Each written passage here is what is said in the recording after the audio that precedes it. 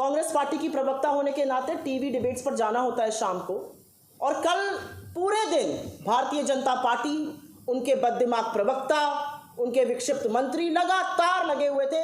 विदेशी धरती पर राहुल गांधी जी ने क्यों बोला, विदेशी धरती पर राहुल गांधी जी ने पेगासस का जिक्र क्यों किया। लेकिन ये सारे मामले धराशायी हो गए, क्योंकि अपने राहुल गांधी जी तो लोकतांत्रिक मूल्यों की बात कर रहे थे। इनके आका ने तो ऐसी ऐसी बातें करी है कि सिर शर्म से झुक जाए। 2015 मई शांघाई गए, चीन के सामने कहते हैं देश के लोग का सर शर्म से झुक जाता है कि वो भारत में क्यों पैदा हुए, हमने क्या पाप किया था कि हम हिंदुस्तान में पैदा हुए। जब ऐसे वक्तव्य हम लोगों ने दिखलाए तो थोड़ा हमलावर कम हुए। लेकिन जब हम लोग टीवी डिबेट कर रहे थे 6 बजे तक यही था, विदेशी धरती पर, पेगासस पर भी बेचारे कुछ नहीं बोल सकते, क्योंकि जो जांच समिति सुप्रीम कोर्ट की थी उसने कोर्ट को बताया कि सरकार ने सहयोग ही नहीं किया। कौन से नरकंकाल छुपाना चाहते हैं हम नहीं जानते। अगर भाग था आपका दामन तो आते जांच समिति के सामने बात करते। खैर, तो 6 सवा 6 बजे तक यही चल रहा था, विदेशी धरती पेगासस, जो कि खोखला दावा और खोखले आक्षेप साबित हो रहे थे। एकदम से 6:15 साढ़े 6 बजे के बीच में ब्रेकिंग न्यूज हर चैनल पर और हर पोर्टल पे आने लगी, और यह आने लगा कि कैसे राहुल गांधी जी ने तथाकथित भाजपा के कहे अनुसार और कुछ चरण चुंबकों के कहे अनुसार चीन की तारीफ करी और पुलवामा के शहीदों की अवहेलना करी है। मैं टीवी डिबेट पर थी, मैंने गहन आपत्ति जताई, लेकिन मुझे बहुत ज्यादा वक्त नहीं लगा समझने में, क्योंकि ऑनलाइन आना शुरू हो गया था कि हर चैनल, हर न्यूज ऑर्गेनाइजेशन, प्रिंट के वेब पोर्टल्स सारे एक साथ यही खबर 6:15 से 6:30 के बीच में चलाने लगे। तो थोड़ा बहुत मीडिया का एक्सपीरियंस से समझ में आ गया कि व्हाट्सएप आ चुका है, खर्रा निकल चुका है, सबको नतमस्तक होकर चरण वंदन करके अब ये लाइन पकड़नी है। लेकिन इस लाइन में क्या सच है और क्या झूठ है ये भी बताना जरूरी है, क्योंकि जब पेगासस से काम नहीं बना, जब विदेशी धरती से काम नहीं बना, तो सहारा अपने परम मित्र चीन का ही लिया गया। आपने खुद देख लिया है किसने क्या कहा, लेकिन दर्शकों के लिए, लोगों तक ये बात पहुंचाने के लिए मैं दोबारा से दोहरा भी देती हूं। राहुल गांधी जी कैम्ब्रिज यूनिवर्सिटी के जज बिजनेस स्कूल में बतौर विजिटिंग फेलो, और भारत का एक नेता विजिटिंग फेलो बन के जाता है, ये अपने आप में गर्व की बात है, इससे सीना चौड़ा होना चाहिए, देश का मस्तक उठता है। बतौर विजिटिंग फेलो कैम्ब्रिज के अपना लेक्चर था, और उस लेक्चर का टॉपिक था learning to listen in the 21st century. 21वीं सदी में लोगों की बात सुनना और को कैसे सीखा जाए, इस पर वो वक्तव्य दे रहे थे। और उन्होंने जो सीखा भारत जोड़ो यात्रा के दौरान, कैसे उन्होंने अजनबियों की बातें सुनी, कैसे उन्होंने अपनी बात बंद करके लोगों की बात की ओर मुखरित हुए, लोगों ने क्या समस्याएं बताई, कितनी आत्मीयता से बात करी, किसी ने बेरोजगारी पर चर्चा करी, किसी ने महंगाई पे करी, किसी ने महिला सुरक्षा पे करी, किसी ने टूटते ताने बाने पर करी। इस पर लगातार उन्होंने एक वक्तव्य दिया, और उस वक्तव्य में उन्होंने ये चर्चा करी कि कैसे ये विश्व अमेरिका और चीन की खींचतान में कहीं पर जूझ रहा है। और उन्होंने ये भी बोला कि इसी जूझते हुए विश्व में और इसी परिवेश में भारत की एक अहम भूमिका होगी, भारत की का एक अहम किरदार होगा, एक अहम भूमिका होगी, और भारत की भूमिका होगी समन्वय स्थापित करने की, लोकतांत्रिक मूल्यों को इस विश्व को याद दिलाने की।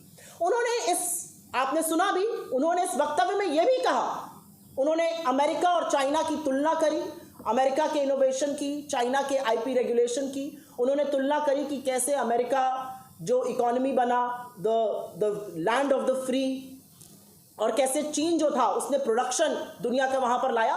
उन्होंने कहा कि चीन की सरकार जो एक पार्टी के तौर से चलती है, कोर्सिव सिस्टम है, चीन की सरकार ने चीन के कारोबार में घुसपैठ करी है, लोगों के दैनिक जीवन में घुसपैठ करी, और इसी से उनके पास डेटा आता है जो लोकतांत्रिक देश नहीं कर सकते और नहीं करना चाहिए।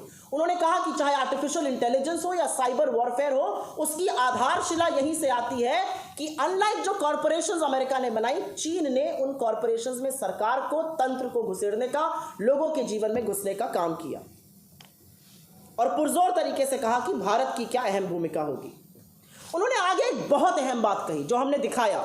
उन्होंने कहा दुनिया के लोकतांत्रिक देशों में 21वीं सदी में उत्पादन मतलब मैन्युफैक्चरिंग होनी ही पड़ेगी, क्योंकि जो मैन्युफैक्चरिंग की हब चीन बन गया है अपने कोर्सिव सिस्टम से, बलपूर्वक, कोई चू नहीं कर सकता, किसी की जमीन चली जाए कोई चू नहीं कर सकता लेबर लॉस के खिलाफ, जिसको उन्होंने कोर्सिव सिस्टम, आपके सामने मैंने दिखाया, उन्होंने जिसको कोर्सिव सिस्टम कहा। उन्होंने कहा विश्व के लोकतांत्रिक देशों में इंक्लूडिंग भारत में आपको उत्पादन बढ़ाना पड़ेगा, जिससे लोगों को नौकरियां मिले, जिससे आय बढ़े, जिससे लोग क्रियान्वित हों।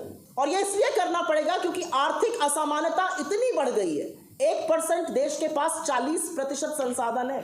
आर्थिक असमानता, बेरोजगारी, गरीबी का नहीं तो गुस्सा ऐसा फूटेगा कि संभाले नहीं संभलेगा। और इसीलिए लोकतांत्रिक देशों में उत्पादन बढ़ाना अनिवार्य है, नहीं तो एक आपदा बनती नजर आ रही है।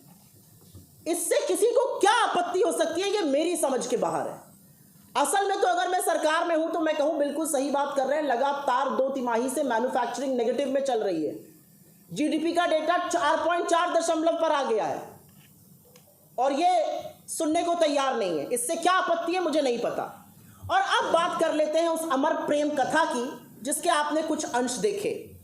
और वो ये मेरे शब्द नहीं है, ये मोदी जी के शब्द हैं। वो कहते हैं कि 2 वैश्विक नेताओं की, शी जिनपिंग की और उनके बीच में कितना अपनत्व है, कितनी आत्मीयता है, ये लोगों की समझ से बाहर की बात है।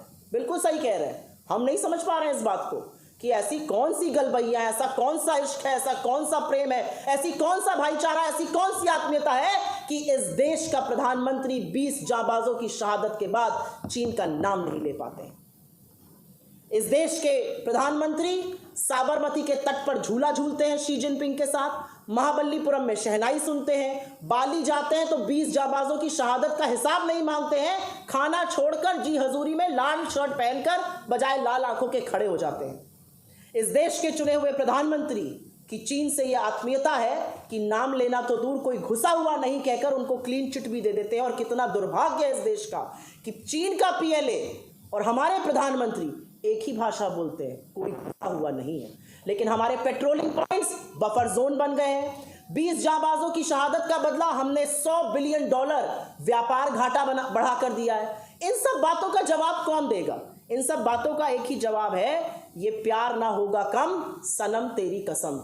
यही कहना चाह रहे हैं मोदी जी शी जिनपिंग से। मैं नहीं कह रही हूं, ये मेरे शब्द बिल्कुल नहीं है, ये मोदी जी के शब्द है कि हमारा ऐसा नाता है, वो वड़नगर आए तो फिर वो फलाना हुआ, ये समझ नहीं पाएंगे लोग कि 2 लोगों में कितनी आत्मीयता हो सकती है। ये मेरे शब्द नहीं है, ये मोदी जी के शब्द है। उनसे 2 हाथ आगे, हमेशा ऐसा होता है ना, आका कुछ करता है तो जो प्रजा होती है वो 2 हाथ आगे निकल जाती है।